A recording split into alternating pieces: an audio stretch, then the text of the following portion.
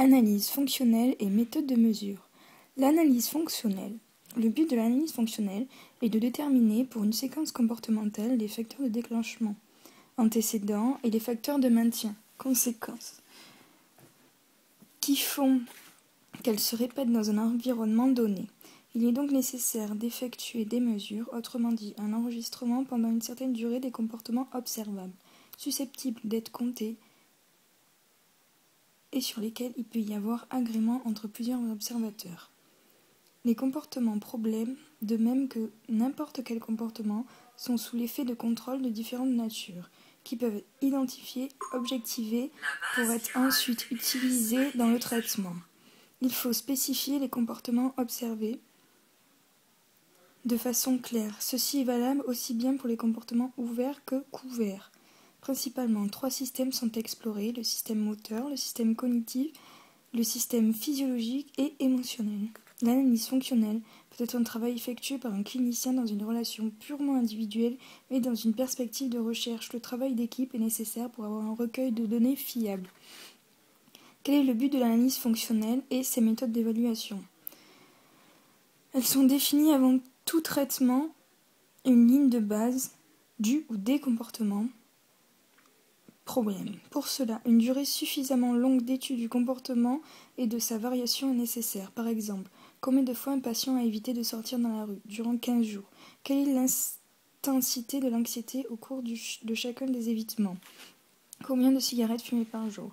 Et quel moment de la journée sur une durée d'une semaine ? Combien de mouvements stéréotypés des mains d'un schizophrène émet en 10 minutes ?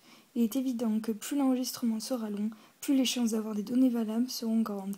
En général, on admet que pour les comportements névrotiques, il est bon d'avoir une ligne de base de 15 jours. Mais pour les comportements à haute fréquence, comme pour les stéréotypies ou les comportements auto- ou hétéro-agressifs en institution, les lignes de base seront beaucoup plus courtes, ou même limitées à un seul point de mesure très bref avant intervention thérapeutique.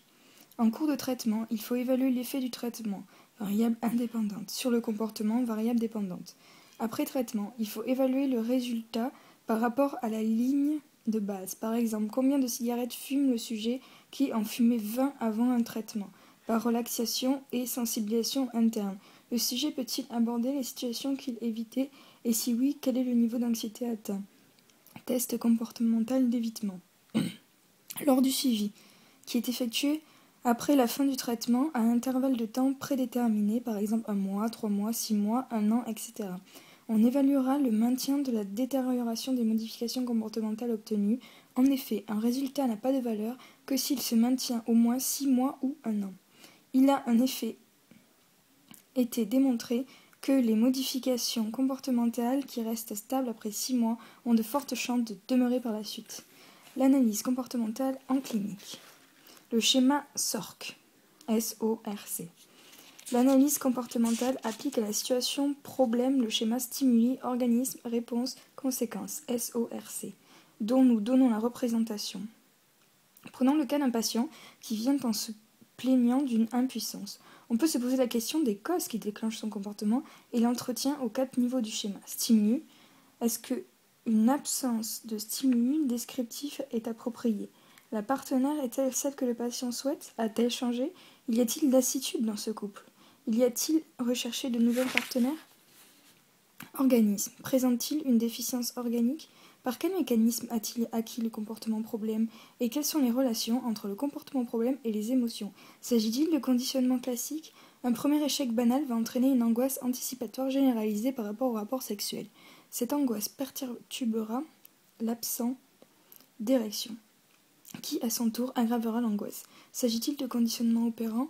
Un conflit conjugal extérieur au problème sexuel renforce-t-il l'inappétence sexuelle en créant un ensemble d'émotions négatives entre les deux partenaires ? L'analyse de haut, organisme, pourrait constituer par l'analyse de ces cognitions quelles sont les croyances en matière de sexualité. Y a-t-il des monologues intérieurs consistant à anticiper un échec ?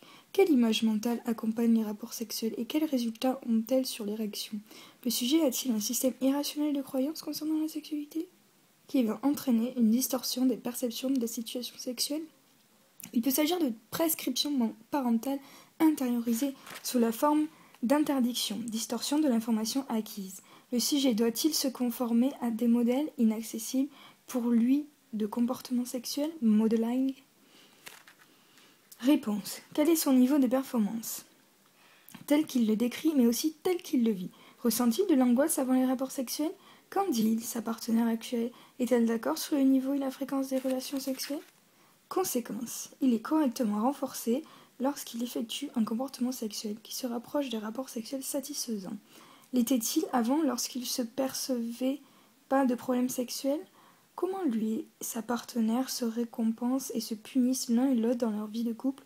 En pratique, l'analyse comportementale consistera en étude des récits circonstanciés effectués par le patient et par sa partenaire, et il en a une au moment de la consultation.